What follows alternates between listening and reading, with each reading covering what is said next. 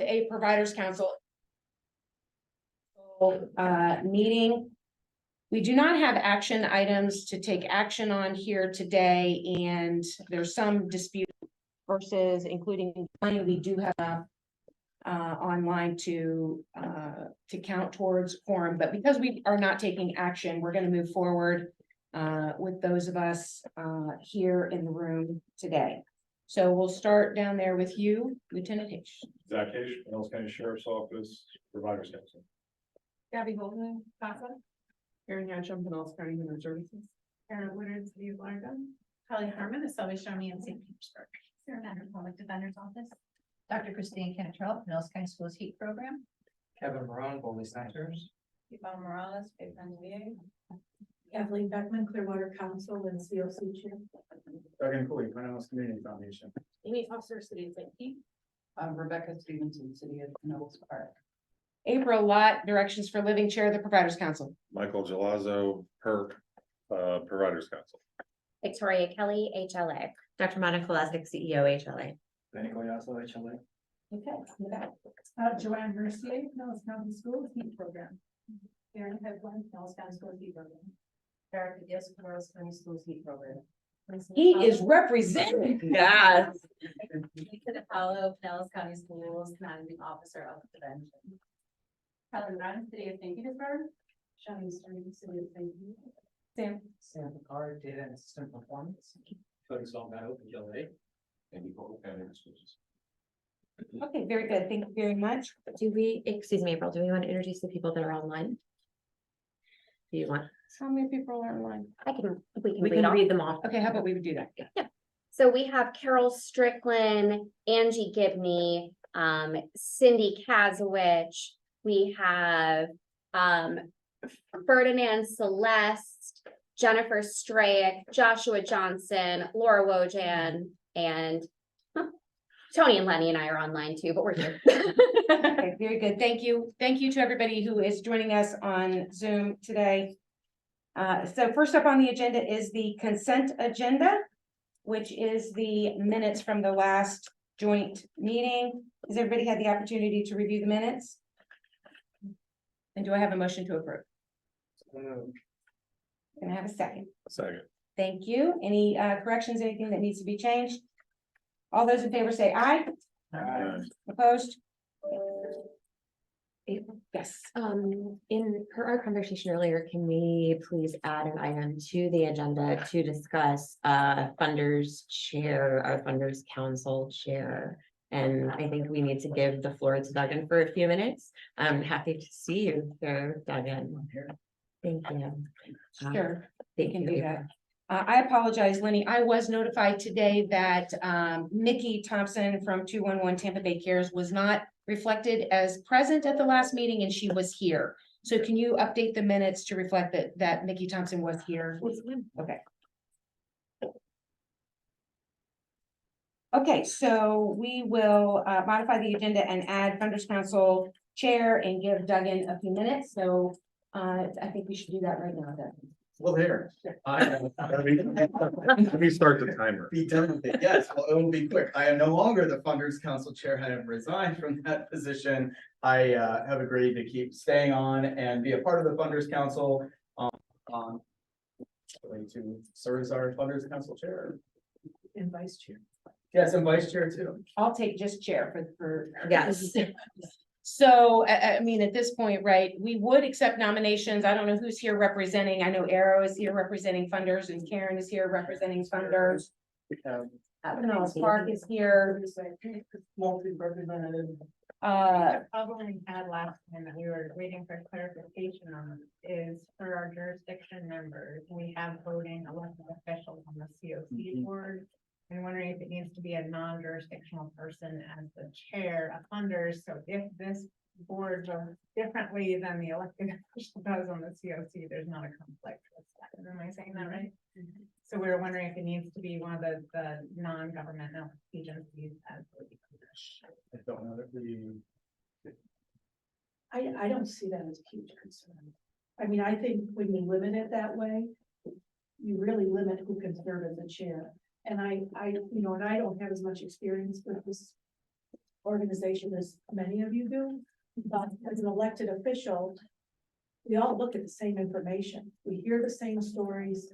And I think we have real similar goals for those of us who volunteer to serve on the CoC as an elected official. And I would say, let's cross that bridge if we get to it. Have you had, has there been any history of conflict between,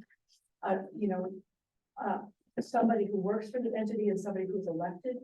Who was before you? I don't remember you. Was, Was it? Chamber, Chris Steinacher. So it was not government. Right.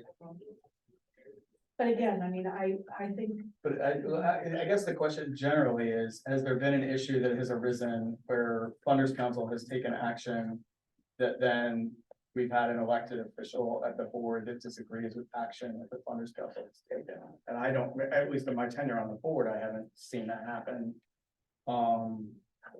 The other option is the Funders Council. I mean, it makes decisions by, votes of the Funders Council. You could always have the Funders Council member, like, if you think there is a conflict, like abstain from the vote at the board in favor of letting the elected official vote stand or vice versa. it's just so limiting about who can serve Yeah. us in this position, That's, you know? I think one of the challenges is even if it's not a problem. If it hasn't arisen as a problem, every individual municipality attorney and manager may feel differently, right? I mean, I think there's concerns about putting staff and their elected officials in a role where there could be disagreement.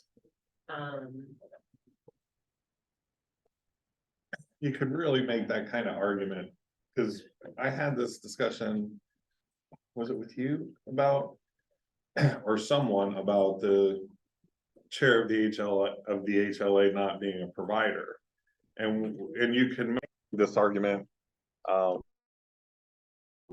meetings, that outside the staff of the HLA, we all theoretically could have a conflict, right? I mean, I think that have to run for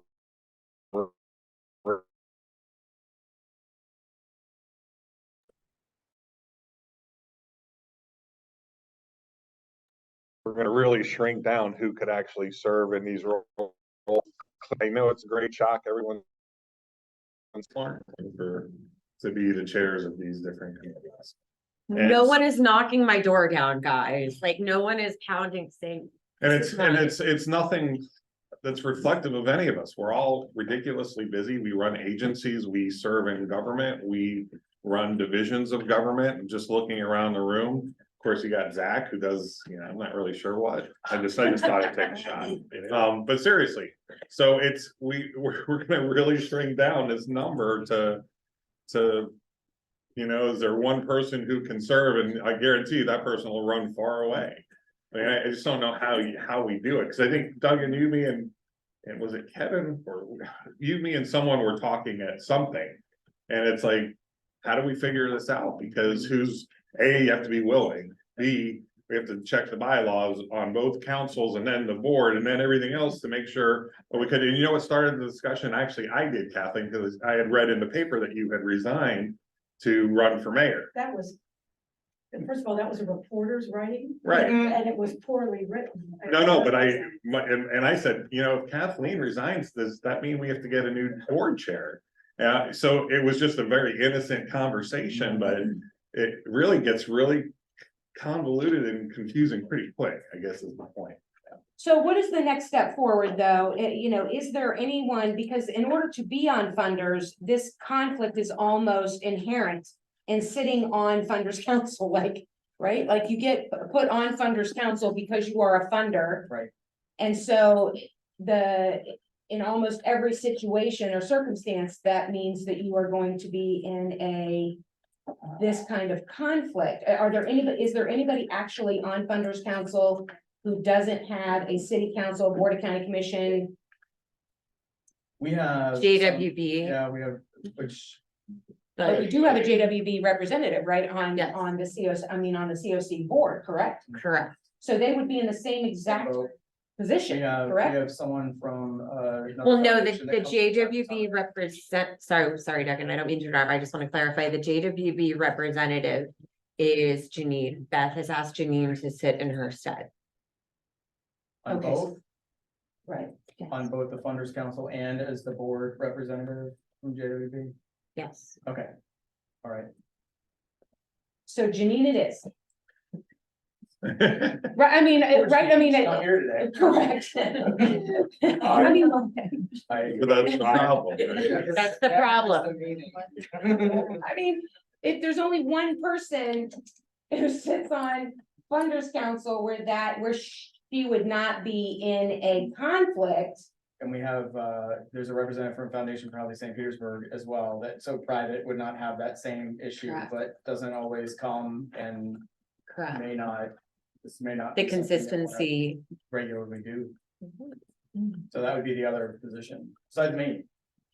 Just, and if I don't leave, I'll be occupying this position for the next 20 years. Because of this. All in favor? So we may, I mean, we might wanna, the only other solution I think is to entertain a change to the charter. As the only other way to do it, like not make the providers or the Funders Council Chair automatic board position, and that could be done differently. And then we, Yeah. yeah, we have to look at the COC main charter as well as, because the providers, both the providers chair and funders chair are also on executive. So it would be a board and an executive committee charter change. Yeah, it's not gonna end the conflict issue, but then like, Mm, you know, somebody like, to spread the word, somebody like Janine is already coming to the board and could represent that voice, but then someone different could chair the Funders Council, but not have to be the board member. Again, it's the recommendation, Funders Council, per the charter, right? The Funders Council and the Providers Council are making recommendations. So they're not. Right, that those recommendations are then ratified by the board and could potentially not be, right? So if there is an elected who is in disagreement with the recommendation coming out of funders. You get one vote just like everybody else. Again, this is not my egg, it's not my monkey, it's not my whatever it is to solve here, but it is something that does need to be addressed and. I mean, I guess at the moment, we have enough Funders Council representatives like here today can make decisions by consensus. Any decisions, if, there's none on here, but, except, the consent agenda. The only missing link is having that at the board level right now until we have a chair. Okay, is the Funders Council representatives in agreement that we're moving on without having a Funders Council chair? I think this is your last meeting of the year. of correct. the year, so there is not going to be another Funders Council meeting where this topic could be wrestled with. So we will go into the new year voting on the membership for the CoC Board of Directors without a Funders Council chair. I just want to make sure everybody's good with that fact. I would say if I could be really, I have a little bit of a concern with that. We have not only contractual requirements, we have charter requirements. Have a capacity issue. We're very happy. We've hired Laura Wojan to join us as our new grants and contracts manager, who's going to be helping us. She is going to be the staff working with this Funders Council, along with myself. So I have a very serious concern if we don't have somebody representing Funders Council, because it's a voice that's needed at all levels of decision making in what we're doing. So if we need to get a group of funders together, Amy, I know we have a jurisdictions meeting that's going to be coming up in a few weeks. If we could add this conversation to that, expand the invite for all funders. But I as the one who is working at the HLA side to ensure that we're moving forward, I have concerns with us not having a chair. I think the challenge, and I've talked through this, with a couple of folks, really is the amount of time that's required of any chair, and it's not, I think anybody could lead the funders council meeting, that's not the problem, it's that when you sit in that role, then you automatically have to be a part of the executive committee. And the You have to board. sit on the board, and oftentimes the funders chair is one of the most important voices at the NOFO review. Yes. And so that is the challenge, that somebody can commit an hour or 2 hours a month. They can't commit 10, 20 hours a month, which is really what is required in this particular role. And we did have that discussion at the executive committee this week as well as really looking at the structure of which committees do we really need, which councils do we really need, to ensure we're moving forward in the right way. Because it is a huge commitment. And we want to have people involved, but we also don't want to be time suckers. It's gonna be a breakdown, kind of like a delegation, like different people from Funders Council serve in each of those different capacities. Because if you're coming to Funders Council, you're gonna hear the conversation and the votes. And then split up each of those different representatives to different. I think if you split it up, it would Mhm. give the opportunity for people to express interest. I think it's too much for one person. I think we should commit to taking this, I've discussed it with county administration, I have not discussed it with the county attorney's office, so I mean, I think if we can each commit to having that conversation.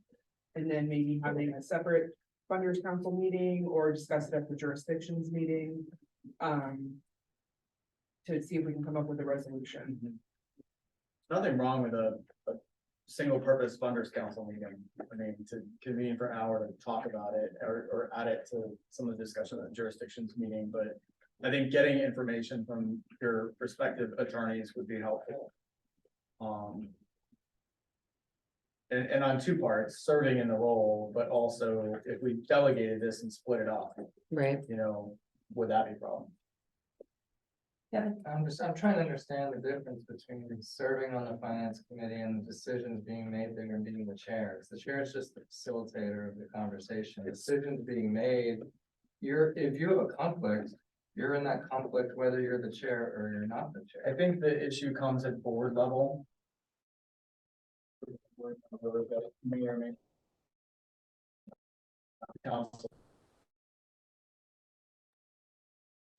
An employee. Okay, so you're talking about this. It's really at the board level. Okay, so you're talking about the chair is now the seat of the board. Yeah. Correct. Thank you. Yes. That helps. Yes, it's the same as providers council essentially.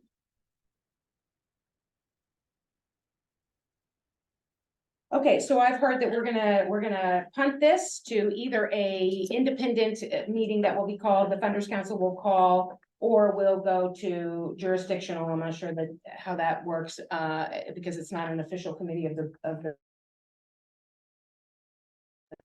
And ways to divide that role to make it, and other roles as well, to make it a little more functional.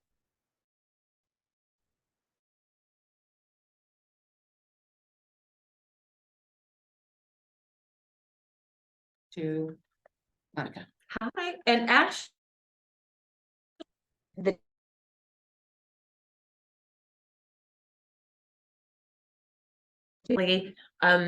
data system performance has been working. Oh, that's so small. Data system performance has been working vigorously to prepare benchmarks. These will be 2-year benchmarks. The changes were sent to everyone. It is feedback. And Sam. Thank you. Thanks for the opportunity. I think that the last two NOPO champ sessions have really been an illustration that some of our benchmarks are challenging for providers and for the CoC. Not challenging in the way that they push us to better performance, but challenging in that they don't seem like they measure the performance of the projects we're trying to rank. The goal, or one of the goals. Project is on their. And also. Way providers on, feel fair to providers, measure meaningfully the performance that they deliver, and help us distinguish how we're doing as a series. On the top of that, both in county. Measure things that are relevant to this project. Welcome your feedback. Or 420. This has been over. Here it is.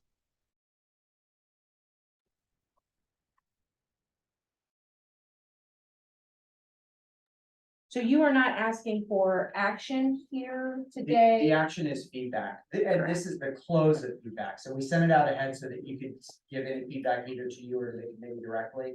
And this is kind of the last opportunity for you all to say, these look good, or I wish you were measuring this instead of that. And then the next, we've already approved these as data and system performance pending feedback from providers. And then the next action is forthwith. Kevin, did you get feedback on this that you want to? Well, I just started looking at it yesterday, but my team seemed pretty happy with the discussion that happened at data system performance. They felt that a lot of progress was made towards, because we've been talking about this issue for a long time. So, and they seem pretty pleased by what the group came up with. I just need to like familiarize myself more with it, but I trust that they're happy. They are, and probably by the end of the meeting, I'll know too.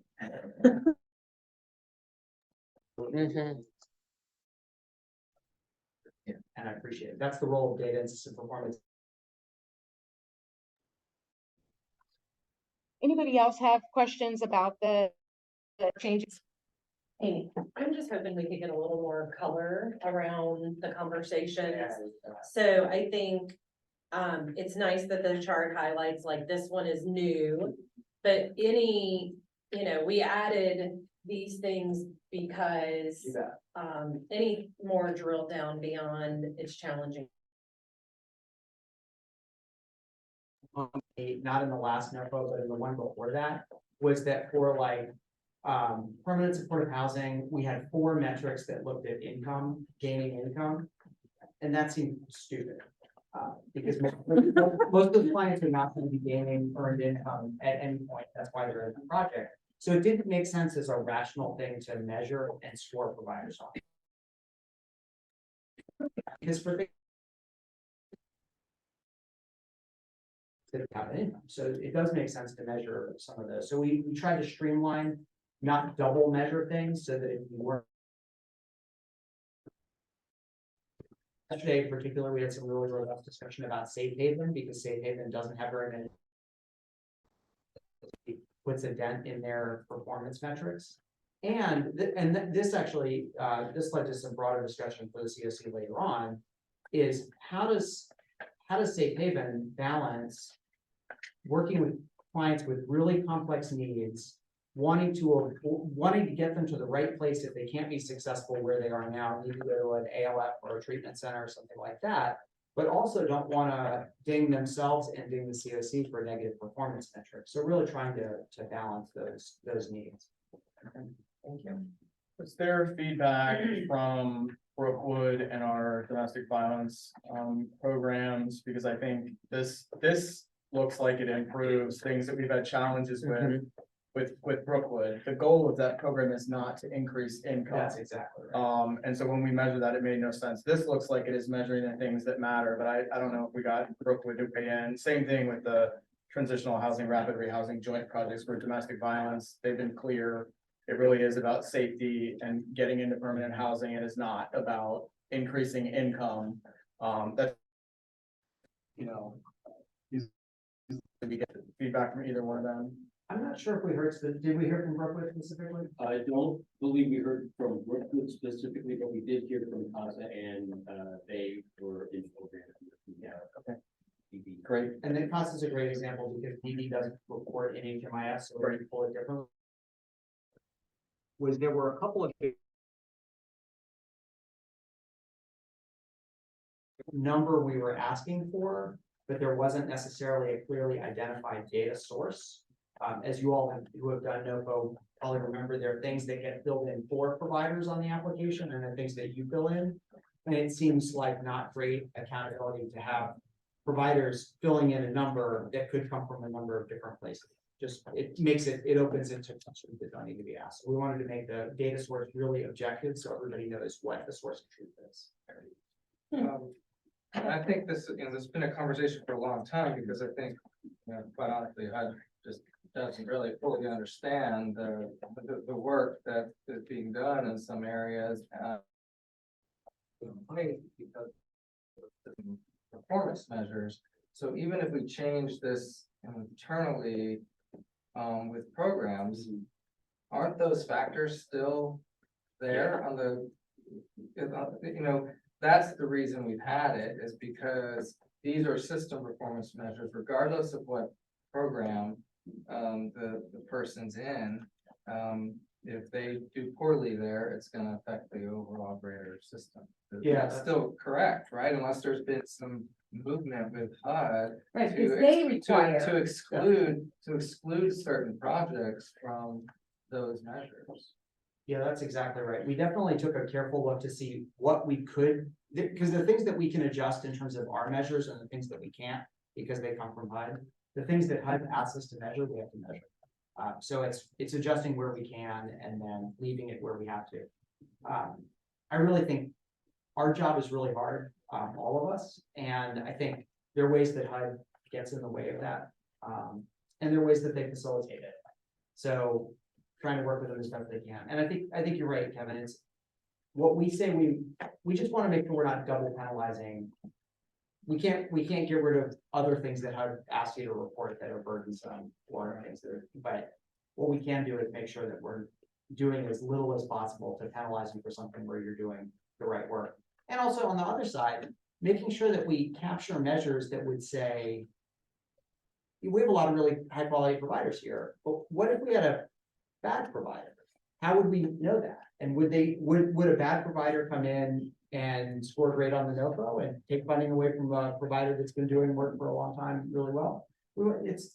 Yeah, well, a good example of that is the safe havens, right? There's all these measures about employment. That's not the focus of the safe haven.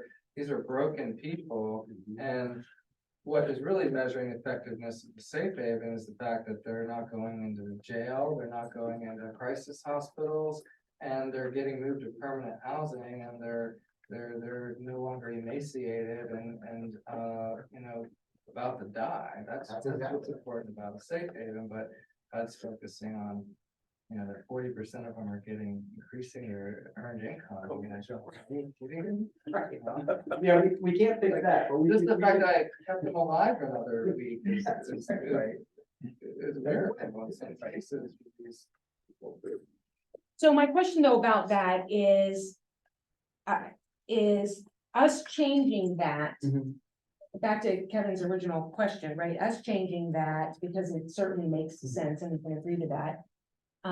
Does it actually make sense to HUD, or are we going to, you know, reduce what I'm gonna call the scoring errors, right, for some of these projects when we're scoring the NOFO, but when it goes up to HUD, we're still going to get penalized because we don't have the number of people who've actually increased income, unearned income, increased, you understand? Yeah, no, So I just because definitely we've do. taken it out, what does it do to skew the number, so to speak, that's going up?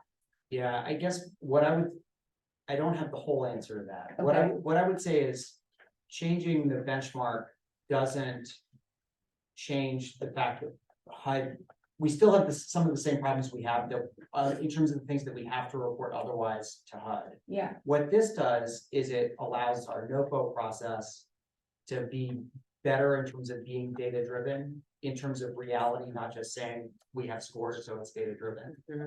So it corrects that process. It doesn't correct it doesn't fix other problems in our system performance measures, but neither does setting benchmarks in those system performance measures that we either can't meet or that don't make sense. So The that's- outcome's gonna be the same, no matter whether you do or don't, it's really about volume. Right, so the smaller the volume of the project, the less the impact is it's gonna be on the greater system performance. So if you have a project that's serving 30 people a year, it's gonna be, you won't even notice if you have a project that's serving 600 people a year, that's gonna have a greater impact on the system data. But to that extent, the person or the group of only 30, one person holds a bigger weight than Right. someone that's serving. It holds a 600, greater so weight you're with, at- in measuring the that numbers, project, right, but not in the right. bigger picture of things. So that was one question I had. So I have two, and you're talking about HUD getting in the way. I'm on the HIT survey committee, and heard that HUD is combining race and ethnicity now. Yeah. So I see that as two separate items on here. I don't know if that's changing in HMIS or we're leaving it as is. Just wondering, with the compatibility for data flowing into, the HUD reports. And then, I know one of the things on the review committee before that we always had, trying to compare with the acuity levels of people being served and the rates to get into permanent housing, like someone that's serving lower acuity or like lower scoring on the VIs for that has a huge exit, to permanent housing, but the folks that are serving the 10s and 11s, like, how are we throwing them in the same pool? Like, is there any sort of adjusting factor for Yeah, the that's, NOFO type stuff? I would love to do that. I'd say we haven't gotten there yet. Okay. I'd love to be able to do sort of like risk assessment scoring or something like that. I think the next step for that is we need to come up with a good index, because we still have work outstanding on replacing the BIs for that, right? So I think once we do that, then that would be a better foundation for thinking about whether there's a role for risk adjustment. Not in this iteration. In terms of the race ethnicity, the race and ethnicity, I thought that was really interesting. That's a these maps. It might have worked the high data. And that's one that it's interesting because like sort of philosophically, I think it's fascinating because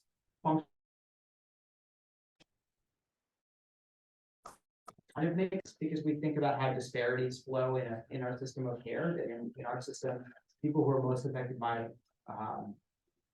racial and ethnic disparities are people who are Black or Latinx.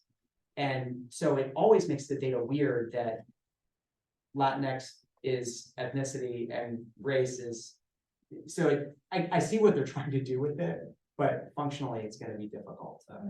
I just noticed on that first, the yellow tab, it's two different lines. I don't know if those are combined fields. If HMIS is combining those into two fields or into two fields.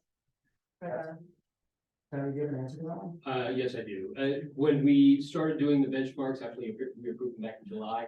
That hadn't been finalized yet for the combination of the two. They are being combined in the system. They will be, so ethnicity and race will be rolled together into one. Data, those are the data quality benchmarks. What we're talking more about is the system benchmarks themselves, but the data quality benchmarks, those will be rolled together now. Now that has been finalized. Okay, so the draft, where it says, since there's like 1, 2, 3, 4, 5, 6, 7 that are no longer measured, That's right. right? And so we do not believe that. I mean, the committee is making the recommendation ultimately to the board, right, that we are eliminating these measures. And we believe that eliminating these measures will strengthen our NOFO process, That's not harm it, and ultimately, when it gets to HUD for review, will not have unintentionally, That's right, we've vetted it through those lenses, correct? That's right. Okay. Well, Kevin. just to clarify, some of the ones that were removed, they were refocused and rewritten for the new measures. So just to clarify that it's not. That, as you can see, they were just the committee discussed and Worded. reworded, refocused them, and you can see the new ones down below. Okay, this does not require action, although I have to say that in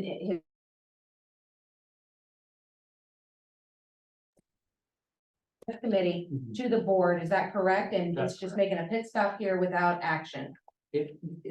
So what I would say is, that's true. I can't speak to what happened before. I can say it requires your feedback and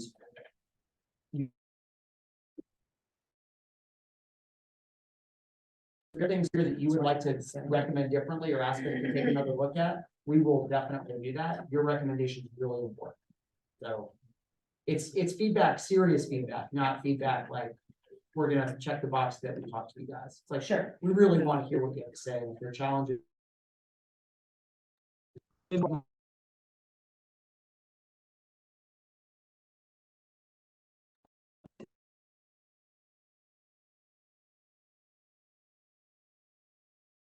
All of a sudden, you know, we've got a question on a NOFA that we're trying to answer, and then we pull it and we're like, crap, how'd this happen? It's like, well, when you changed the benchmark 12 months ago, that's how this happens, That's right? And then you trip over it. So I do think it could still happen, but nonetheless, Arrow, On the street outreach, performance. Partly because they're exited out, and so all of those would show it.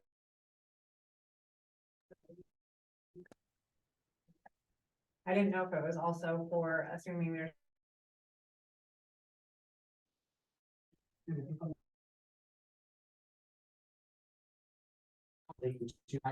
And that street outreach has been in a lot of flux in the last couple of years, so we wanted to give them a little more space. April, that's a great point too, in terms of unintended consequences or consequences that don't show up. I'd say HMIS is really looking to work proactively. There's a data checking tool that they're gonna be using more often with providers to help you all see where you are on the things that are gonna be measured every year, see earlier, so that if it's something that you need to make an adjustment with, or if there's something that where the data is not right, we'll see it earlier instead of later. all right, any other, Sam, Oh, yes. can you clarify the new PSH measure, benchmark measure, the second one from the bottom, less than 30% of clients in PSH enter and exit? Yeah, no, exactly. That's exactly. Weird thing about how HMIS counts. Zero out. And so it's like, for sort of, if we think about what words mean, 0 in, 0 out should score as maintained. Because 0 is 0, but it doesn't. It drops out in a different way. From that data, it changes dramatically. It's something like 40% of a lot of in some of these programs, 0 and 0 out. So we wanted to break that out specifically because it is a big category of people, and because while most of these folks are not going to be earning income while they're in the process. And it's going to be.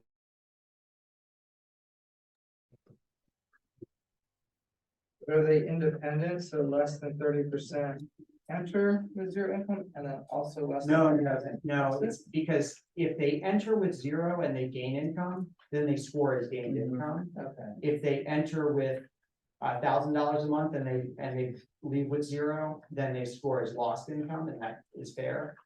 If they come in 0 and they leave 0, it's kind of a different category that we haven't been capturing very accurately.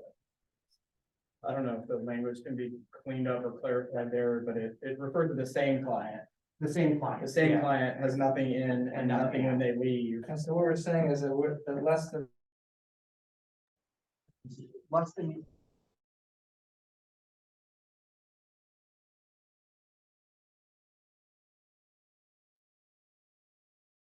Yeah, it's awkward phrasing. Yeah, and if I'm struggling with it, I'm like, an outside person might. Yeah, so that's good. But, Let's see if we can clear up the verbiage for that a little bit. And just so everyone does know that at yesterday's DSP meeting, there was time put aside next week on everyone's calendar if there were feedback that needed to be brought. I was just gonna say too, for the, maybe just an asterisk underneath on some of these too, for the measuring recidivism basically. Are we all measuring it the same? Is that looking to see if they hit HMIS again within that time, or is it literal calls to it? And if it is literal calls and your contract ended 6 months ago, you're not being paid to follow up, so that may be a funders council decision. Is it when they hit, if they hit HMIS, like they're just doing a search in the system to see if they hit homelessness again? Yes, So that's the only measure of it. Yeah. Okay, I'm just thinking an asterisk to say that's where it's measured from.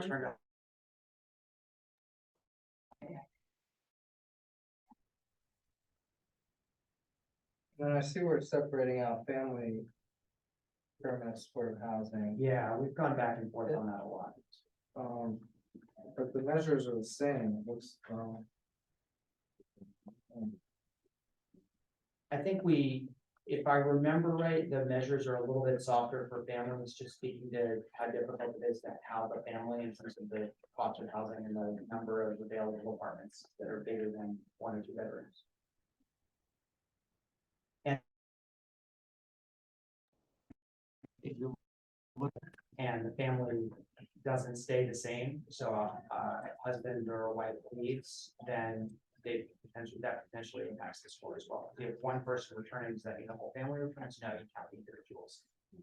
right, and we don't have a lot of it either. That's so correct. it's, you know, Again, small numbers, big we impact. separate out, yeah. Exactly.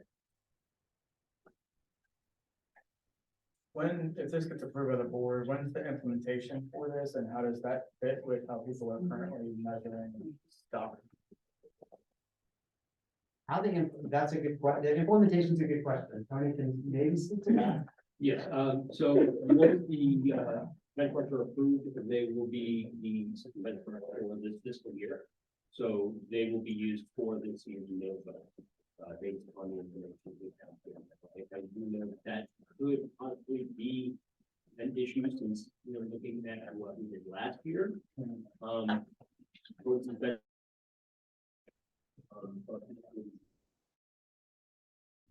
for a regular review to decide, I'm not exactly sure how that would happen, but we would implement them immediately, so they would be benchmarks for fiscal year 2023. And what's the fiscal year? Is that in October? Is that October? That started October 1st. And there would be training involved and also, yeah, their HMIS has been working on training components and looking at the data standards as well.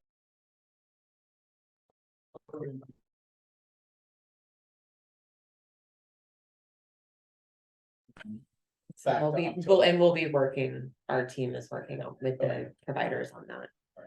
and out of curiosity, how does any and all of this fit with the work that is being done in Built for Zero?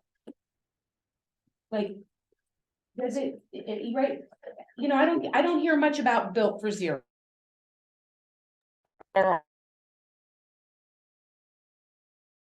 Built for Zero representative for quite some time, so there had been no movement with Built for Zero.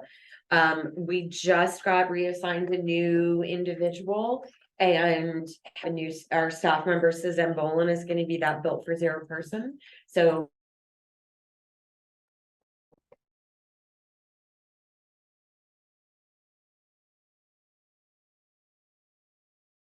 If Amy, like, if it would Built for Zero's, our commitment to Built for Zero's benchmarks impact or influence this, or is not really? I don't think so. I mean, I think there could be synergy between them. And if I had to.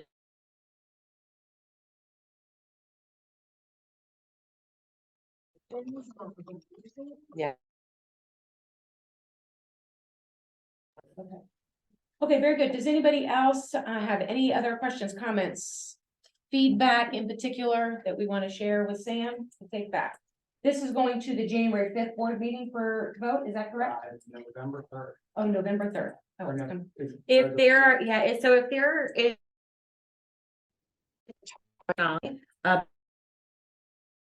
There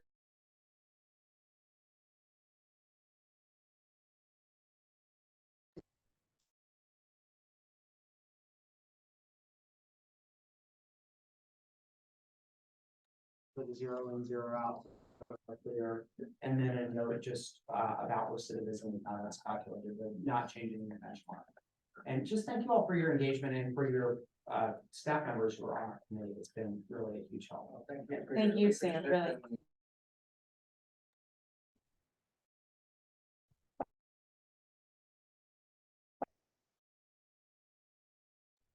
In the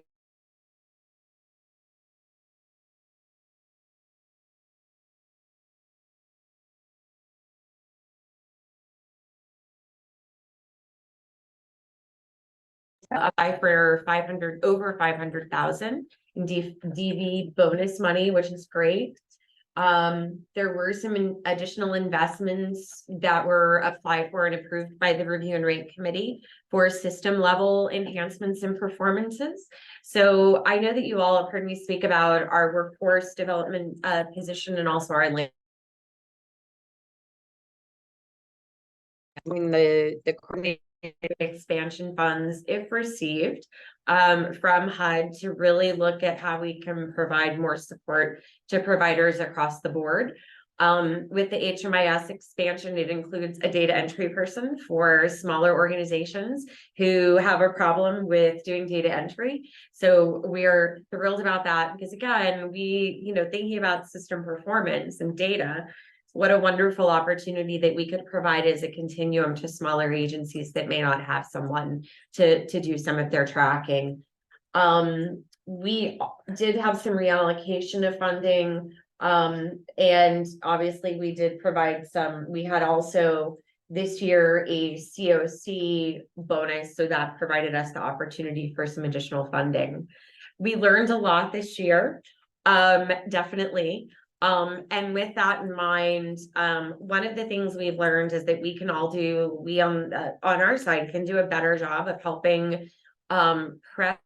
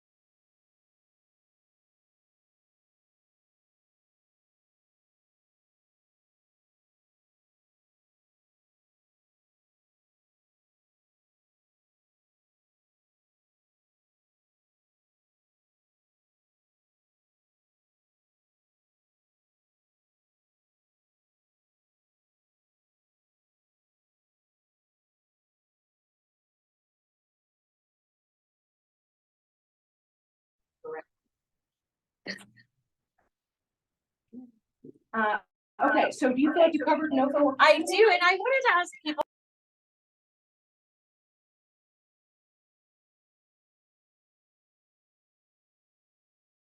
Those that have gone through.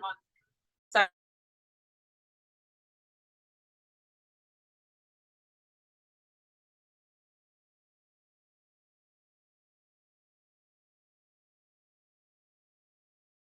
Actually like us to cover when we're doing these monthly lunch and learns.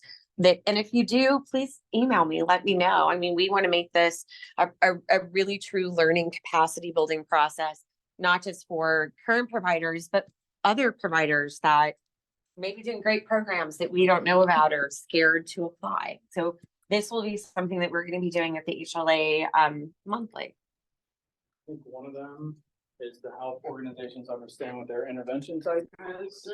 And then how to identify what opportunities make sense for them and what opportunities don't make sense for them. Because we had some really good applications in this for the NOFO, and they were ineligible because the funding was not for their intervention type. But the organization went through the time and effort to assemble an application, and it was immediately ineligible. So I think helping to address that issue and help organizations understand what they're doing, what does that mean, and then how to identify the opportunities that work for them or don't. Is there, I'll yell to go. I'm gonna have to do it anyway. I apologize, everybody. Zoom is just being weird, so I'm microphoning for everybody online. So for these smaller agencies that are applying for these pots of money that don't understand but have these good, the lunch and learn is good, but is there any sort of better explanation or handholding that goes along for them? That's actually a really great question. Okay. So one of the things that we've spoken about that again, we haven't had the capacity to do is when we look at capacity, we look at capacity across the board. And as we all know, if we talk about the staffing issues we had one more time, I mean, my head will probably explode. April's, I mean, all of us is poof, right?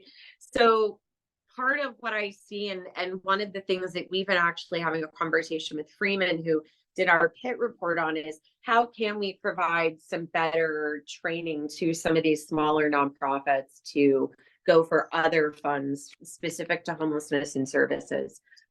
We just haven't had the capacity to do it, but we need to. But we also know that, you know, a nonprofit leadership center, if anybody's funded by JWB, has amazing grant writing workshops, and JWB, I know our staff has gone to grant writing and fiscal management. And so there are some resources out there in the community, but it may be connecting them a little better would be beneficial as well. You know, the other thing is that we had previously made the decision around, I think it was the NOFO before, where projects that would benefit the system of care, but not necessarily a priority of the HUD funding, could be submitted, and then those projects would go through the rank and review process, and those projects would then be prioritized and or shopped for funding that was coming out of kind of our municipalities and jurisdictions and other things. We did that for 1 year, and then it went away. And so I'm just trying to. So I think that works for internal to the CoC funding. Where it doesn't, the overlap is not clear, is our municipalities have their own rules about how you apply, how you get listed. They would have to sort of join up with the opportunity and allow applications to come generally that way. They're gonna have to dovetail their process into this. They can't just take an application for that and say, oh, you ranked it at the top. If they were gonna do that, they're gonna have to clearly advertise in their RFP that we're pulling projects from this general community ranking if they meet our community's needs. And so some work needs to be done there if we want to use the process. But if we're gonna have multiple things through the CoC, like not just the HUD funding, but other funding flow through, that can be fine. It's sort of the catch-all for anything there. But I think some work would need to be done with municipalities, because they can't just take an application and say, oh, we'll fund this because the CoC said it ranked up top for prevention. had that work been done, Amy, previously? Because that that was the process that was put in place. So was that specific to like ARPA funding or COVID? I mean, what was that specific to when we did that? I mean, it was a lot of work for providers.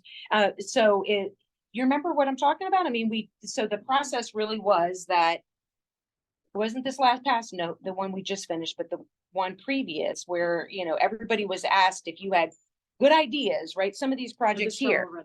Yes, all of that. Yes, that's what it was called, right? And so, I mean, Duggan makes a valid point on it, right? That the municipalities and jurisdictions and everybody would have to be on board, but weren't they on board at one point and now we're not on board, or? I mean, I think it would work best if you were doing, I'm gonna forget the term, but kind of consolidated funding. However, at the time, there was so much money flowing to communities, and oftentimes it was DCF calling and saying, we need a project and we need it in 10 days. 10 hours. Right, 10 hours usually is correct. So I don't know that there's that kind of dollars flowing right now where that makes sense. Okay. But I would always encourage all providers to have shovel-ready projects and to keep your funders abreast of those, because there are times where projects fall through in the consolidated plan, for example, and money needs to be repurposed. But I don't think it's the same amount of money that was flowing, particularly during COVID. Okay, yeah, I mean, I would say that providers, again, speaking as a provider, but speaking as the chair of providers council, that, having shovel-ready projects is one thing, and I would say, most of us probably always do. It was the ability to have been through rank and review, right, that made it then a project that could pretty quickly, because it had already been through rank and review, could have been picked, right? And so it's that piece I would encourage with the funders in the room, right, that we're getting some of that alignment to that we're continuing to push that ball down God bless you, down the field, right? So that it is available. I mean, it's going to get to probably one of the next topics, but what did you want to say, Eric? Several years with funders and providers is talking about the top 3 priorities. Yes. So sometimes it was, I'm trying to think of one offhand, but like eviction prevention, Yeah. right, the cheapest way to keep people, get people in house and keep them there. And then I thought we did that during the pandemic at some time too. So we had like the needs that we could share out with the local officials as they were looking at their COVID funding, right? And then also, and I think the joint ones here too help funnel those priorities into like our block grant funding and things like that, where we can say, we have public service dollars for addressing these top 3 priorities or 2 priorities with addressing homelessness, right? Based on what this group said, and same for public facilities if there's certain needs for that. Do you remember that too? Absolutely. You're absolutely correct. You're remembering that correctly. And the added process that I'm talking about now, in addition to that, because you're correct, that process we need to continue to hone and perfect, and right, because we could sit in this room if we started, it's not on the agenda, right, about priorities and priority populations and priority interventions, and we could sit here for 24 hours and we wouldn't have agreement, right? So, but the added piece that I'm talking about is that it went through rank and review. So when we did the NOFO process, it was that we encouraged, we invited, actually solicited even providers with these kind of shovel-ready projects or great ideas or whatever to go through rank and review, so that when Largo had funding, when Pinellas County, when Pinellas Park, whoever had funding, they could go to that approved list and say, I'm pulling the first one off the list. It's already been through rank and review. So therefore I don't have to sit my own rank and review committee. I don't have to, all that kind of stuff.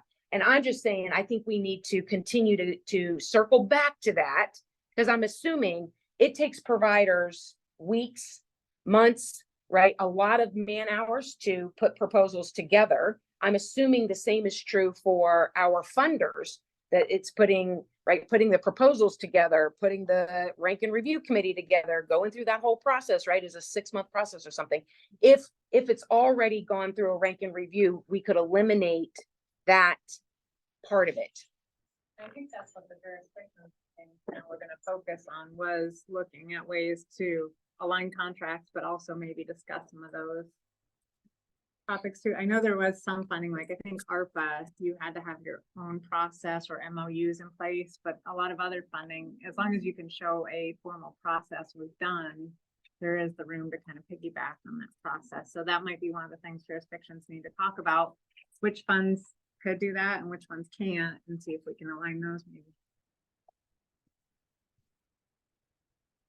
Okay, very good. Well, we'll look forward to hearing about NOFO Academy and Starting in January. starting in January, and we'll provide feedback as we go. Okay. Next up is the consolidated plan funding packages.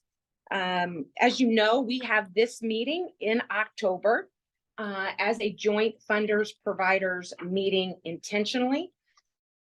I'm going to ask Monica to try to help me lead this discussion around what I'm particularly interested in is what are the funding packages that are currently, what are the services and or projects that are currently funded through an annual funding package?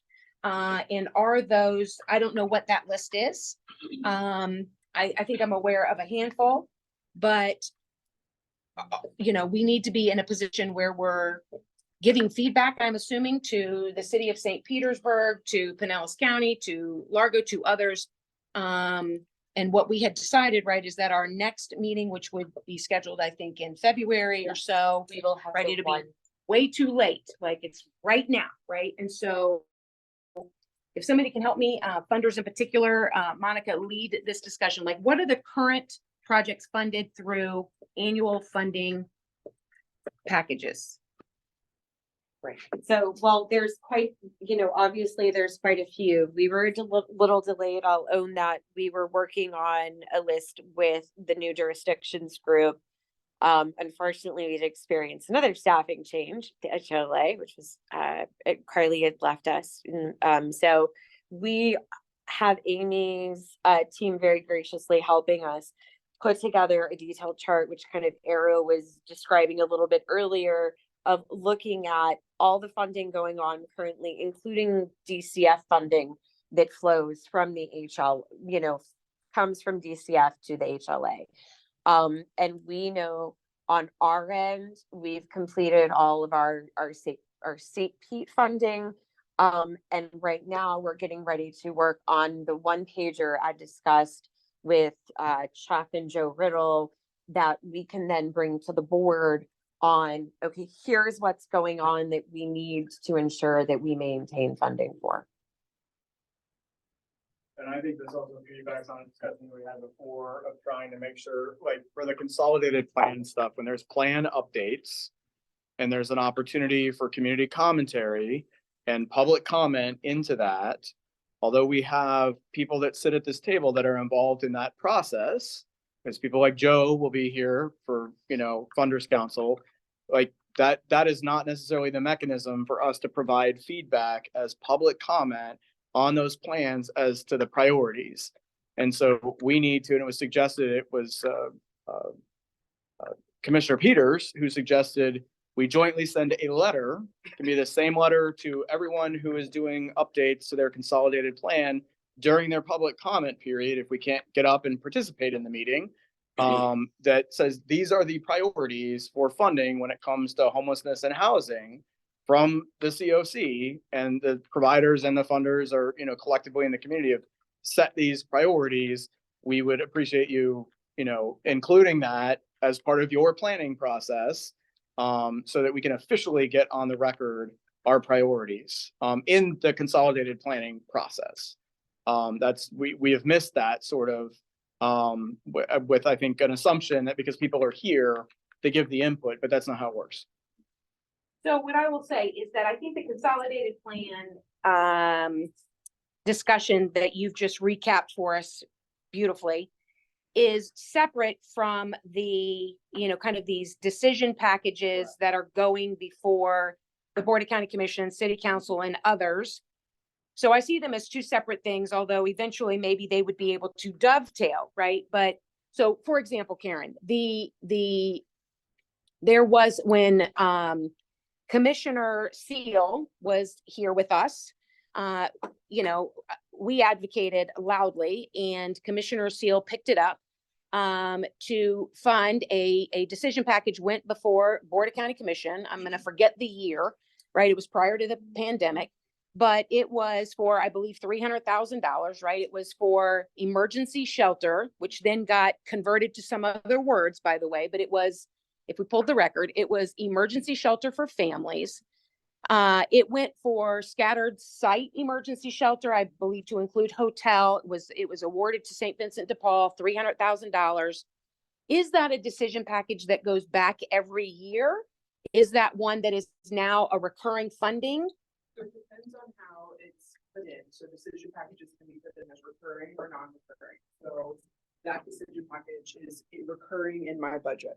So it is a $300,000 general allocation for a family emergency shelter. It just went out for re-procurement, I think, last year, and HEP has that bid now. HEP has it now. Yes. Okay, so what I want to, so my question then is, since it's recurring, right? $300,000 in 2018, which I believe is when we did that, right?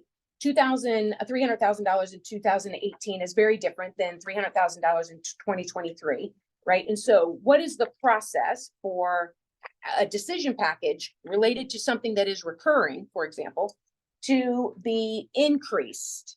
And or are there other non-recurring budget packages, right, that are important to us?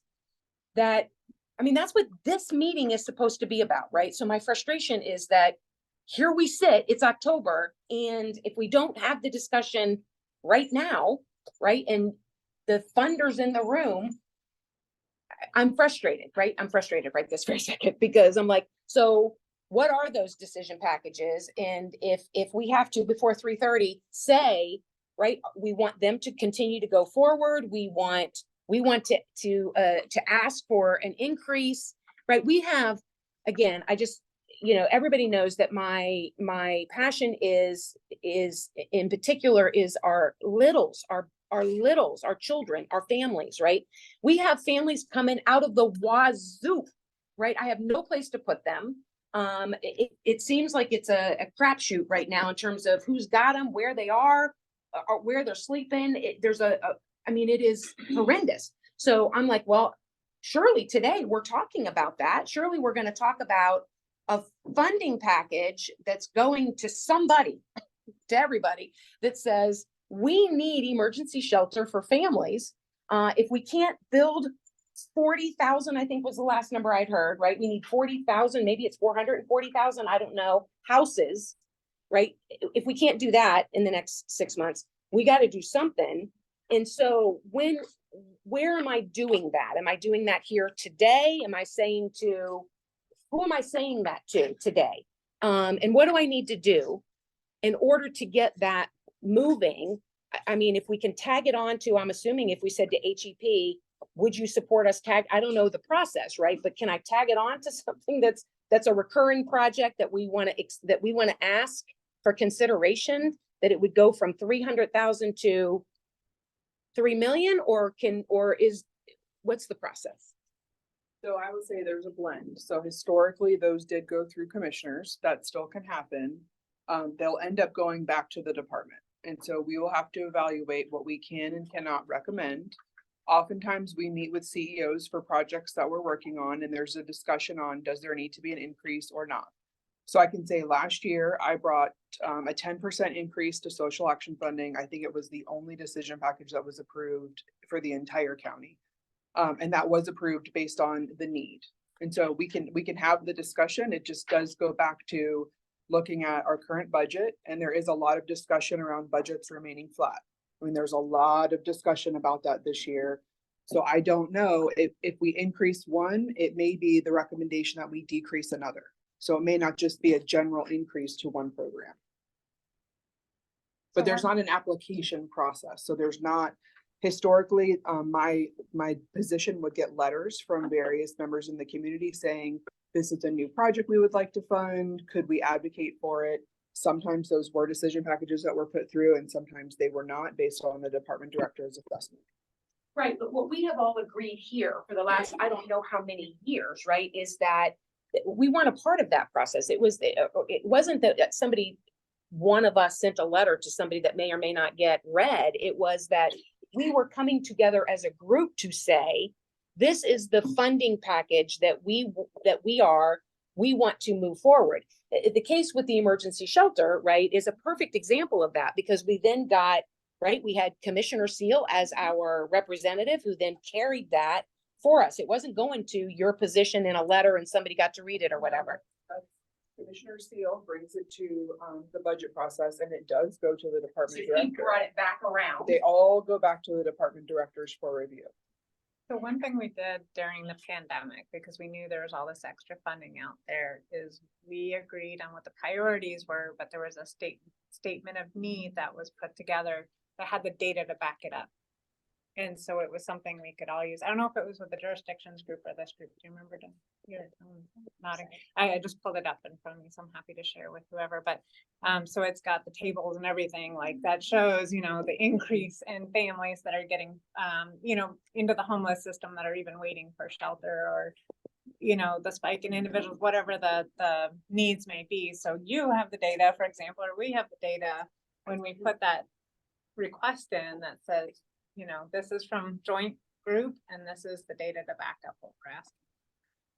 So just to be clear, I'm not asking for, right, that April Lott or Directions for Living for that matter wouldn't be the one putting anything forward, right? It was in the case, again, I just going back to the one example, is it was the request came from this group, right, after months, years of working, right? And then and then it, however it got to wherever it got to, right?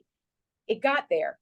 It didn't go to a provider. Then there became an RFP and people got to, you know, St. Vincent de Paul at the time, I think was one of the only ones I think that applied for it at the time. And then maybe with this reprocurement, there was another one, right? But it was the funding that was being requested was specifically being set aside, if, you know, for lack of a better word, for the purposes of emergency shelter, right?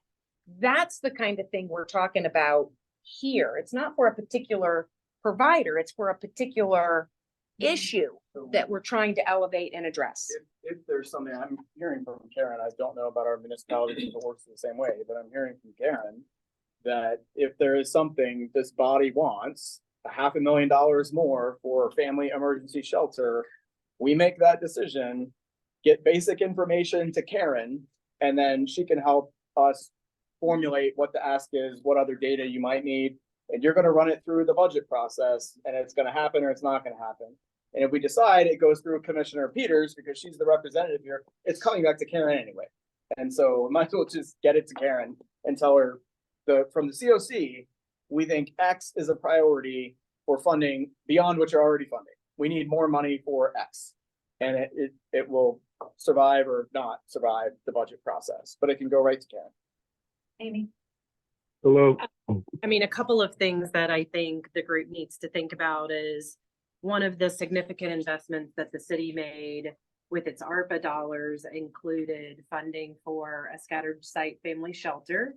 That money is approximately, I'd have to defer to Helen, but 50% spent at least. So those are beds that are going away. That might be something you would want to consider, considering that I believe you have a large waiting list of families waiting for shelter. To be more concrete about the matter, I mean, that is the type of project that somebody would ask for. I think Karen is right. There is a lot of conversation probably across the board about holding budgets level, but closed mouths don't get fed. So I think, you know, if there's a need, it needs to be spoken about. Additionally, there were dollars in ARPA that are providing additional supportive services that have been very successful that Boley currently holds. And so I think they probably have a little more runway on their ARPA project, but that's something else that would need to be thought about. I can share in a general way, because there's certain procurement rules that, one of the things we have, I don't want to say scolded providers about, but have advised providers about leaving money on the table, and that we won't be able to continue to ask for the same amount of funding if it doesn't get taken. We are hopeful to procure some services with dollars that were rolled over in a previous year. And our current thinking is that that would go to something that was funded with COVID dollars that have gone away. For example, a lot of the COVID work was around prevention, and those dollars have since lapsed. But we need to hear from you what you want that to look like in order to make those assessments, because based on procurement rules, we can't talk to you about it. And so we need your input. And today, right, is the day for that. Right. Is that correct? Right now. Right this minute, right? So, okay, so, my ask, right, is to every single, right, whoever needs to hear it, is that we need funding. We have $300,000 and these 50% spent beds for emergency shelter that you have right now. Helen, can you tell me a little bit more about that? So who has that contract now? The ARPA fund, Yeah, the emergency shelter for families? that is, they did the fall, and there's roughly a little less than $1 million, so they're more than halfway done with spending those dollars, and when the money ends, that's when the beds go away. So it is not, it's slated to go to 2026, but with ARPA dollars, they're not renewable, so it's when the money ends. I would anticipate, based on their spend rate, that it will end this year. Yes. So somebody needs to be thinking about. That's what I'm just somebody, I'm trying to think. Go back to the decision about priority population and made everybody the priority population. This is where it gets further in the problem, which was, we talked about that at review and rank. I know, but I'm not willing No. to get stymied there. I know, I'm just saying that we have projects that are funded right now, right? And I want to make sure that we've said, done. I mean, I'm sure every other municipality has ARPA dollars that are going away, that we need to be talking about. How are we backfilling those? Do they need to be backfilled? Were they? I mean, the city just approved last night almost $4 million in emergency rental assistance and homeless prevention dollars. And that's gonna go away too, right? That will probably be expended in the next 3 months. And so those are needs that still exist and have to be funded somehow. And so when we say, correct, that's my angst right now, is in particular is around families. We have so many of them right now, and there's no room at the inn. So the 50% spent at St. Vincent de Paul, which of course is going to be spent, and there's no room there, right? Right now, there's no room there. So in the, with HEP, I don't know if they're on Zoom or not, but they have the scattered site emergency shelter. Well, it's their shelter, they have a Okay, so and scattered site. Oh, and scattered site, okay. So, and they're full, right? We have no room at the inn anywhere right now. And so I don't know what I need to say here today, right? Is to ask you to take that back somewhere? Is that we need to, just for consideration somewhere? I just don't want to not ask and then say, well, you all met on October and nobody said anything. This is me saying something.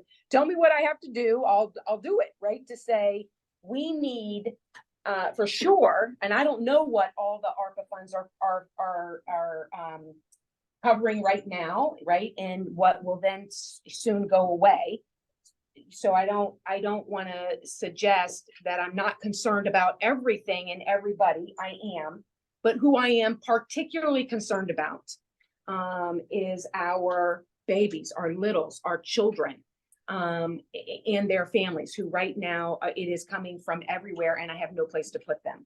And so we need more than $300,000 in that one bucket. And I hear you, right, that we might have to stop funding something else in order to fund Well, or it's a collaborative funding agreement where maybe it's not just the county. Maybe there are other funders who can add into that $300,000 pot to make a more robust program. I think you're correct in saying the ask needs to happen, and that's what we set this meeting to do. So the ask needs to occur. It just may not be a yes, the county can do $1 million shelter program. Sure. Unless I can maybe defund another program. I think part of that too is, we gotta think of the end game because this money does go away so quickly. The emergency rent assistance flowed so quickly and it's not solving the bigger issue. We're seeing more and more families get evicted and end up in the homeless system. So strategizing too, you know, eviction prevention is the way to keep them housed. At least, are we at least filling that bucket to keep the, you know, the flow into the homeless system full? And then for the folks that are on the verge or are becoming homeless, how do we make it kind of a more permanent solution, whether it's with case management with it, that's really helping them get the stable job. I probably all saw the childcare thing that went away October 1st, I think it was, or November 1st. That's going to have a huge impact on parents being able to work and not having that access to childcare and things like that. So I don't, what's the strategic long-term solution that we could be investing in now to try and mitigate, you know, to keep them solidly housed and not run out in 3 months from shelter money for, or, you know, for motels and things like that. I think to arm funders with data, we need to get that statement of need that we had before and get that updated quickly. And that provides a lot of information in a reasonably concise manner, that, you know, can be a universal document across funders. And then providers can also use that in a sense to say priorities coming out of that, you know, we're doing other stuff, but these are the things that are rising up in the statement of needs. So we need additional family, you know, emergency shelter space and leave it to some degree to funders to say, you know, the county possibly could do $200,000 more, but we need city of St. Petersburg to do this and city of Largo to do this, you know, and Clearwater, you know, could collectively do that. But the statement of need, I think, is pretty compelling because it has the data that is necessary in that. And we got a format for it, we just need updated information in that, the most clear and updated information, and use that and share it out rapidly with potential recommendations for And we have a increases to funding funding. chart, so We it have just that too. needs to be analyzed by the CoC to see which things are ending that needs to be highlighted in that statement of need as well. So that is on the agenda for 3 weeks from now. Is that what I'm hearing? That's the agenda. You know, I don't know who I'm looking at. I don't have a Funders Council chair. So I don't know who I'm looking at, but so it's on the agenda for jurisdictional meeting, this chart, what's going away, what needs to be. So should providers be at that meeting?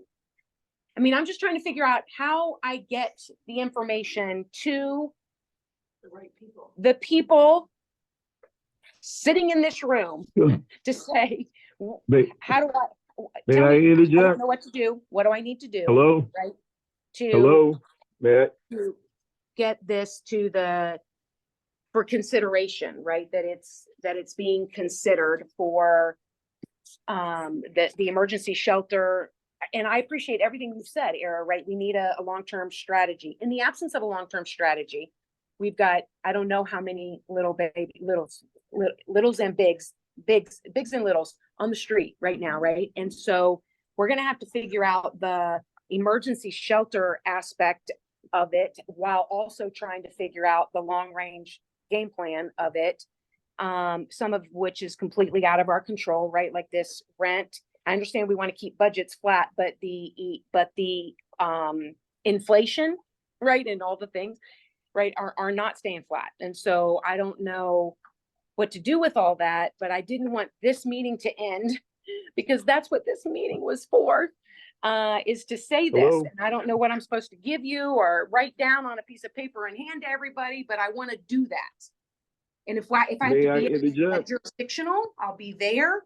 But like, when I think of budget package, I think of like pieces of paper or something. And I don't know if it's pieces of paper. I mean, there's a. Hello, may I interject? Hello? Provider capacity. Hello? Hello, can you hear me? Yes, 1 second, please. Also, who has the capacity? What is that capacity and how quickly could they implement the plan? But if we don't get it done, right, if we don't get in October, that's my Okay, well, understanding. don't do that. This conversation and or data and or position statement, all these things, if we don't get them to Karen, Arrow, Amy, Kathleen, if we don't get them to them in October, we've missed the year. I think you gotta get the need with Who the is staff this? and let the jurisdictions worry about the capacity. Because like you said, we've been given the budgets static, plus we've got this wage compensation coming in January that's gonna be a colossal hit to the budget. But it doesn't negate the data that you're gonna give us that we're looking at the very same time. So it's, you know, we need to be looking at the reality of your bigs and littles and families and all that stuff. At the same time, I'm looking at the wage compensation and deciding, you know, what are we doing with our money? And what are we going to cut to make sure the social services are funded appropriately? So I wouldn't worry about the big plan. That's such a big philosophical hard thing, but the data and the facts right now are what the people voting for the budget need to see. And just to add, just a point about to the urgency, we're getting calls with the heat team. We're all here. We are getting calls every day. For some reason, they're reaching out to the school system to say, we heard you can get us housed, you can get us into a hotel, and we can't. We refer to the people in the room, but every day we are seeing more and more families being evicted from houses that they were put in through agencies, and yet they're still being evicted for whatever reason, that landlords aren't doing what they're supposed to do and whatnot. But we are seeing our own school board employees being out on the street with their children in their cars, and we have cold weather coming up. We have holidays coming up. They're just looking forward to tax time, which is how many months away, to be able, and they got to hang on to that, you know, that hope. And so I mean, I can feel your urgency. I mean, we feel it every moment we walk into our office, and I cannot tell you, I mean, if you need data, we got the data for the literal homeless.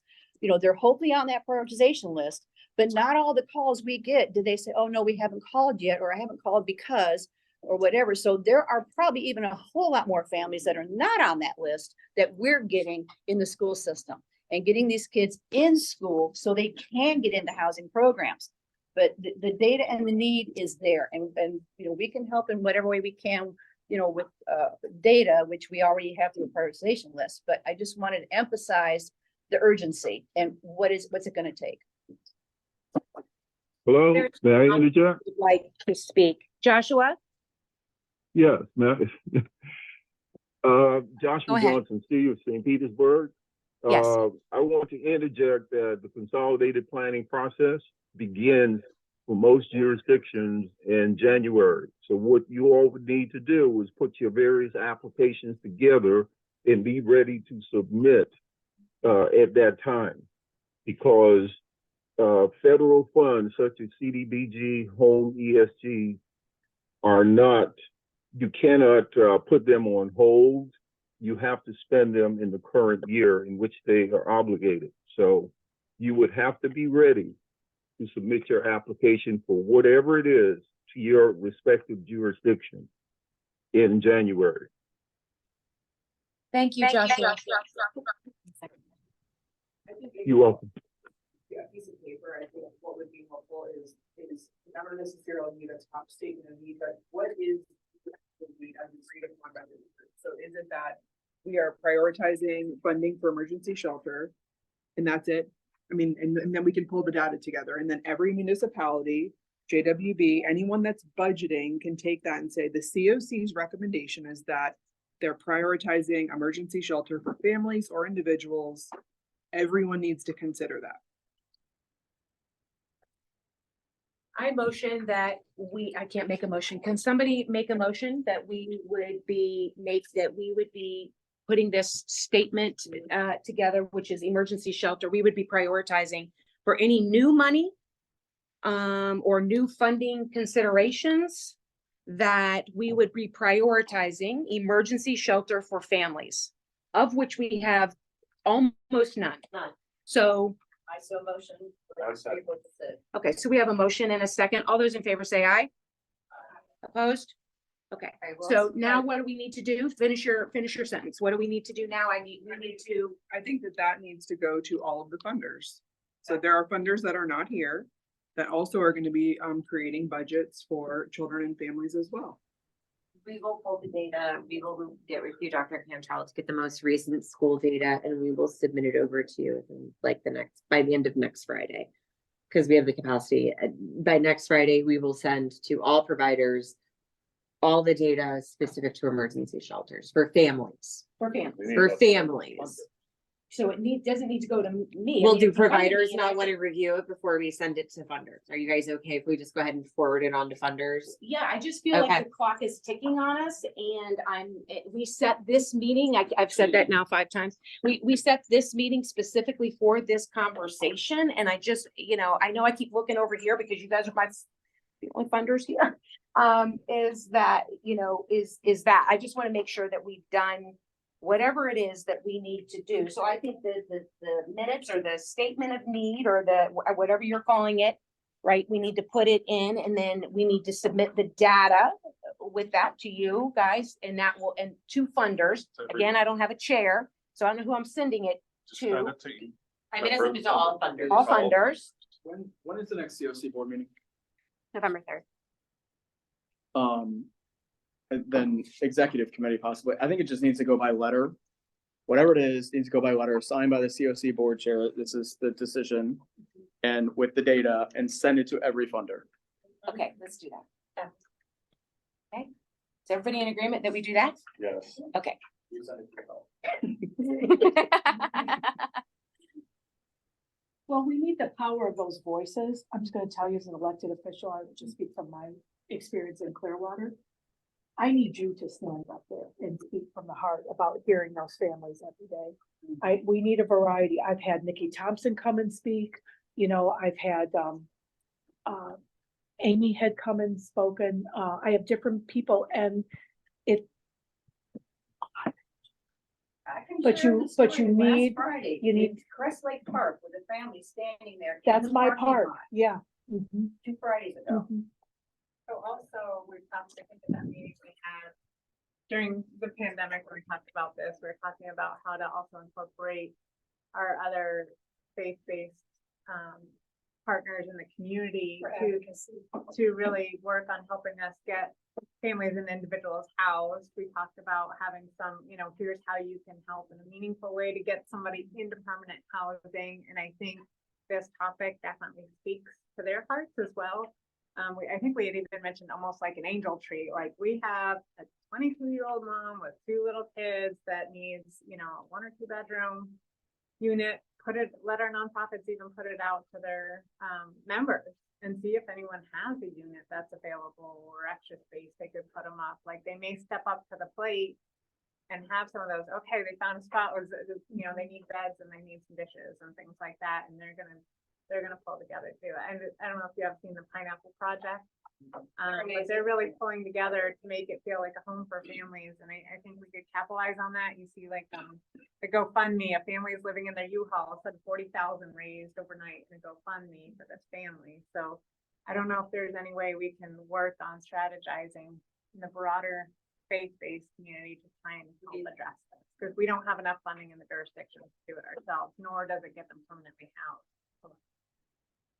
I do know that Family Promise, again, I don't know if they're on, but I do know that Family Promise, I just recently read their newsletter. I believe that they are shifting from within the congregation where families were kind of staying to a more family, right? They're expanding that, to your point, Arrow.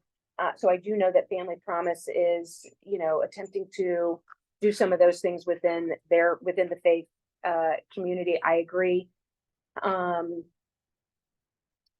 We need to tap them in. It's never going to be solved by tax dollars or tax revenue for these big needs. But again, back to, presenting in front of, we talked about, back to consolidated plans, we did talk about, crafting the letter that would then go to all of the jurisdictions who are developing their own consolidated plans, and I do think that still needs to occur, but as we just illustrated, I think it's two separate things, although they certainly overlap. But back to, what Dr. Cantrell has had to say, I mean, I have staff who are literally going home sobbing, right? They go home with stomach aches, they home crying, they come back crying. It is, over just the enormity of this problem and believing they are the only hope for somebody and they can't do anything for them. It's like, well, we all need to carry this as opposed to, 1, 2, 3, 4, 5 people. We all need to be carrying this. In any case, so we'll get done what we've agreed to do here today. Is there anything else on budget packages? Anything else that anybody felt like they wanted to say about that? Are we looking for more eviction prevention with the COVID money going away? Because that's. Well, we That's did on just very get, close I'm to gonna it. make up the amount, approximately $300,000 that has gone exclusively to prevention. It sounds to me, will be going exclusively to prevention. It does sound to me like what Amy was talking about, maybe will come up at the jurisdictions meeting. It sounded like that they just allocated. So I don't know what she was referencing just then, $4 million for, do you know what she was referencing? So she's just said that they just approved that at last city council last night. I'm assuming that's going to come up at the jurisdictions meeting, but so I don't have the answer for you. But with the jurisdictions meeting, I think that what we're looking at, or what you all will be looking at, is this funding chart of all the funds that are getting ready to expire and or exhaust, and what we can do to replace that. Is that, am I getting that correct? You are. So you guys will, the funders or the people who attend jurisdiction meeting will be getting that funding chart that outlines those dollars that we've had that are going away. And then I think your job is going to be to prioritize how we're refunding them. Well, I think that's where we need to hear from the providers, though, is what are the priorities, knowing that we can't replace everything. $50 million or whatever plus that's gone into our system. What are the priorities? Like, there's eviction prevention, there's navigation, there's case management, there's the gamut. And you just said that emergency shelter is the priority. Yes, we did. And then eviction. Well, I'm just saying there was a decision that emergency shelter is the priority, but then you're also saying prioritize backfilling all this funding, which is never gonna happen with the dollars that are available locally. So what we're saying is first priority is emergency shelter for families at this moment.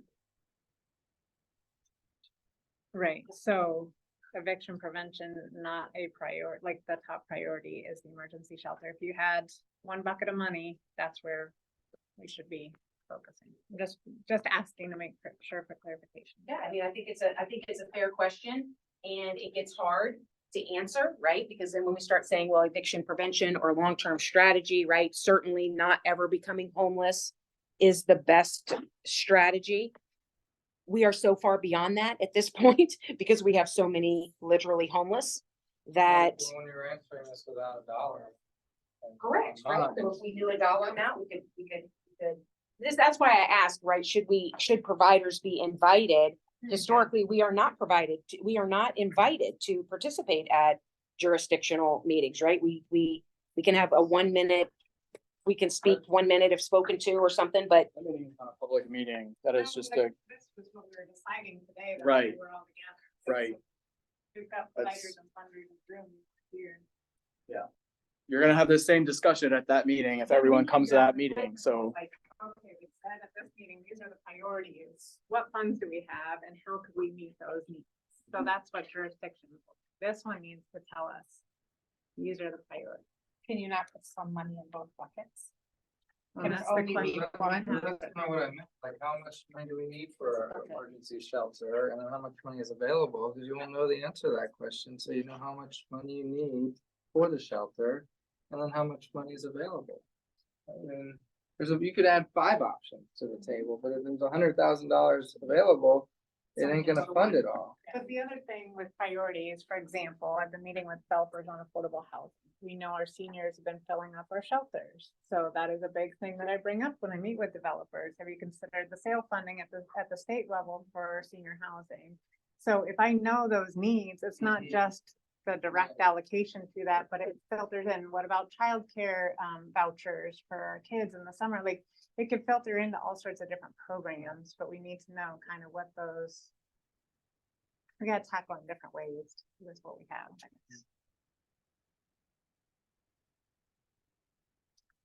This does get us back to though that, you know, where we get circular, right? We get circular about the priorities without, especially without knowing the allocation, without knowing the dollar amount. This is, you know, just me speaking, I would say for starters, we have to look at, in terms of priorities, right? We've just taken action on families, is the amount of funding that is current that's getting ready to go away for families. We don't have enough with what we have, which was a substantial increase, right? I mean, this is substantial. So for certain that we have to, you know, this thing that Amy was just talking about, where they're 50% spent and going to exhaust that money, it can go through 2026, but they're going to spend it this year probably, right? We have to replace that. I don't know what that dollar amount is. I have no idea.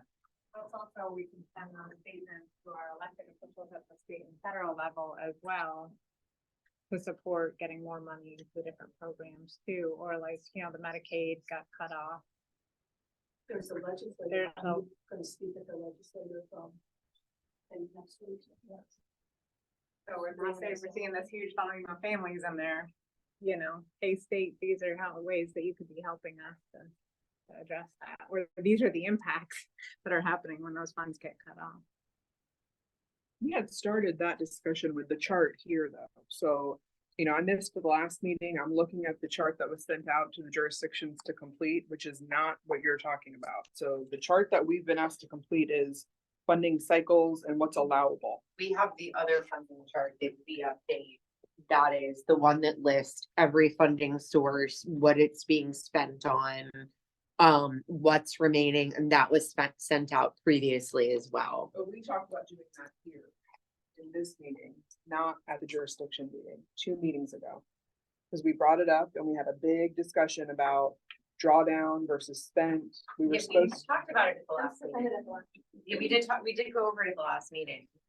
At the last joint meeting, because it was in everybody's packet and we looked at, and yeah, we had talked about it at the last meeting. No, I wasn't at the last. Oh, meeting. yeah. That was accomplished and it was Yeah. determined to go to jurisdictions from there. Yeah. Yes, Okay. it was. And I wish Amy was still here because it's my understanding she'll be leading that discussion. That the meeting was, I think, pushed back. I think there was a meeting that was scheduled for next week or something. And now it's been pushed back because there was progress had not been made on that or something and had not gone out. I don't know the details about that, but yes, that was the decision at the last meeting, is that it was going to jurisdictions.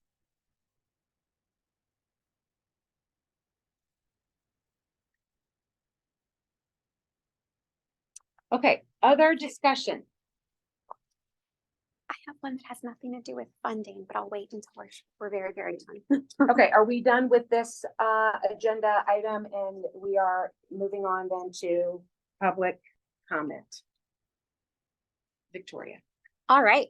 So I don't know if y'all have heard, but there's this thing called the point in time count coming up. Maybe you've heard of it. Maybe you're familiar. If not, I'm happy to talk your ear off. Long story short, the Point in Time Planning Committee is meeting monthly. They have hybrid meetings first Tuesday of every month, and we desperately need assistance in some areas. We need assistance from everybody, providers, funders, your friends, everybody.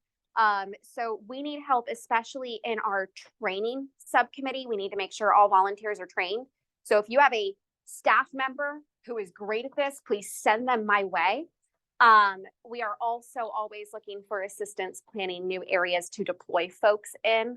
But the PIP planning committee could really use assistance, and PIP volunteering. Those links have been shared. They are available. If you don't have them, please let me know. They are on our website. But this brings in millions of dollars. We don't get that. We don't get all that NOFO funding if we don't do this PIP. So it's really, really important that we do this. We have as much involvement as possible. We get the best data possible so that we can make the best funding and provider decisions possible. So that's my little soapbox. Please participate however you can. And I'll answer any questions if you have them. And otherwise, I'll be quiet now. What is the date? Remind me the date for the. Great question. January 25th. Okay. Yep, Thursday, January 25th. And we are hoping to have 500 volunteers this year. We had 350 last year. So please share the word. Other public comment. Other public comment? Oh, I do have one, I'm sorry. If anybody is in need of a PhD level researcher, we're working with the College of Public Health to put an application process together where you can apply for a PhD level research to help you out. And that's all I know right now, but I'll know more. So quick question is, so when the next providers council meeting is? Just to make sure I have it on my date. That is an excellent question.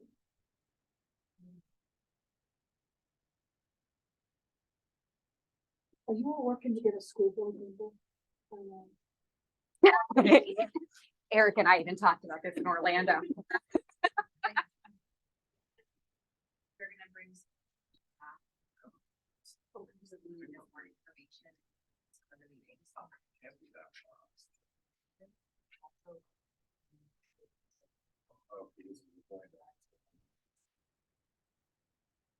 We have it scheduled for December 15th, but I believe we took action previously that we were not meeting in December due to the holidays. So I will get that out to you, because I also believe we've already voted on the calendar for Providers Council. So The next Providers Council meeting would be January the 15th. Because we were looking at that. So I'll get that to you. Okay, because this will then be my last meeting. Why? I'm retiring December Oh, we were just 31st. We can talk. I plan not to sit still after I retire, so. So I just wanted to know when it was. Be a member. So, well, my replacement will be Erica Gist, so I just want to then introduce her then. She will be the homeless liaison in January. So, yeah, that's why I was wanting to know. So, I retire in December. So thank you. 38 years. My husband's like, you're done. Let's go home. Congratulations.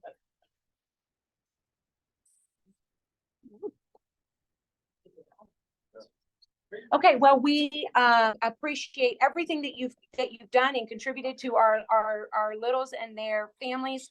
And we will stay very much in touch. I do believe that the December 15th meeting is going to be postponed due to holidays. Yeah, it typically is. And I think we voted on that already. I just want to go back and double check that. Okay. So we will look forward to how we can all use you to death in your retirement. We look forward to Erica and the entire HEAT team and all that we have going on. All right. Anything else for the sake of the order? All right. Thank you guys very much. Meeting adjourned. Thank you, everybody online.